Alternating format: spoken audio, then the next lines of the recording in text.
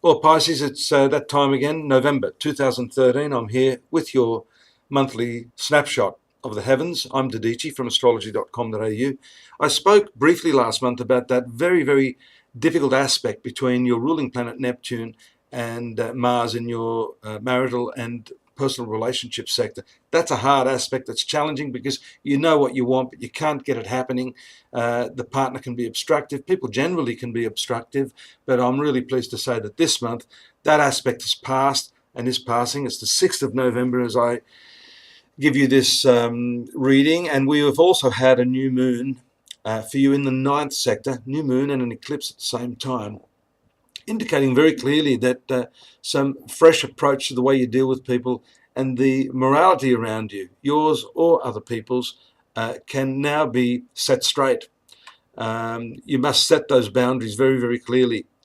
You have to draw the line in the sand, especially where people have overstepped good taste or courtesy or even decency in terms of the way that they're treating you. So, as I said, I'm pleased to see that this should be a better period for you. Mind you, the planet ruling your relationships, up until the middle of the month is retrograde. That planet is Mercury, and you've heard that statement so often, oh, Mercury's retrograde. You know, what that can mean, however, is that the person you're involved with is maybe in two minds.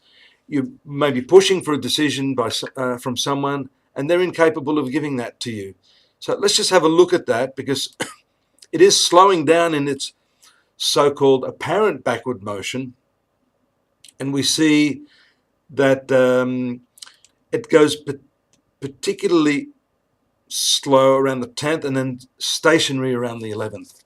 Then it starts to move forward. So up until that date, it's futile to push someone or get their back up by trying to change them.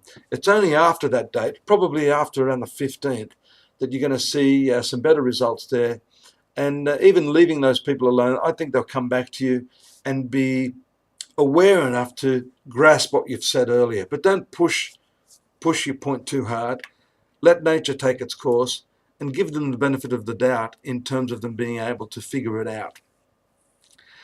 Speaking of the 11th, we see the stationary movement of Jupiter. It's a few what we call stationary, a few stations this month, meaning the planets appear to go completely still. And Jupiter, one of your ruling planets, on the 7th of November, that's tomorrow, according to where I sit here in the time frame. And then your main ruling planet, Neptune, on the 14th of November. So we see three planets there that are all significant. Those ruling you and that one ruling your marriage and most important relationships, showing a need to really, really study and analyze with a different mindset the relationships and the way that you're engaging with people during this very important one week set of transits. We do see some other nice aspects there. It's not all doom and gloom. The Sun is in trine to Jupiter around the 13th. This is a very nice travel, creative, love and romantic period. So, these sort of positive transits will offset some of the more bleak sort of transits that I'm talking about. So you have to weigh these up. Of course, when we're doing sun sign astrology, it's not all bad, it's not all good. We have to judiciously blend that. And it's best, of course, to have a personal reading where we know exactly what time and place you're born at. Some rather intense aspects are happening. There could be a change of heart over a friend around the 16th. You need to ask yourself what suits you rather than giving too much to others, which is one of your personality traits. That could change, though, because Pluto also has a lot to do with redefining who you are and changing the terms and conditions of interacting with others. So that's leading up to the 16th. Around the 18th, we have the opposition of Mars to the Sun. Take care there not to embroil yourself in conflicts and ego competitiveness. There's physical injury and illness there if you're overdoing things. If the box is too heavy, don't lift it. Ask someone to help you. The 20th, we see nice aspects again from favorable planets, Mars and Jupiter, the 7th house to the 5th house. I think that's when you can really start to get yourself in sync with your partner and the people around you, and to get that team spirit going again. This can also be successful if you're wanting to do sports and to get back into a regime of physical fitness and exercise. The Sun enters your 10th house of career on the 22nd of November. Always excellent, because this is when you can shine in the public eye, do well in your career, and really achieve some new accolades and possibly even a promotion at that time. So don't waste any time to put your best foot forward there.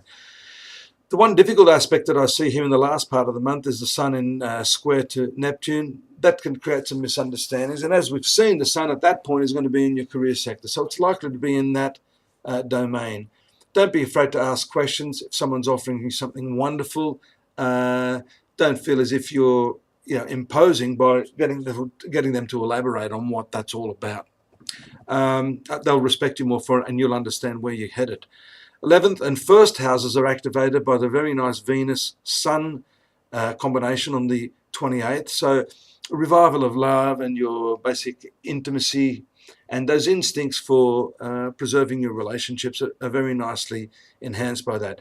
Artistic and fashion elements seem to come to the fore at that time, and you'll feel attractive and loving to the world around you. There's one other aspect here that I see, and it could be a very intense end to the month around the 28th, with Venus opposing your ruling planet Jupiter. I see a lot of socializing at that time, and possibly even the tendency to do too much. So just pace yourself a little bit and make sure that you don't cram everything in 1 week. If you just pace yourself, then you're going to enjoy things more and have time to do them. Next month I'll be back. Hope you will be too. In the meantime, astrology.com.au for your daily, monthly and yearly forecasts. Personal readings are available there too if you'd like me to look at that in more depth. Bye for now.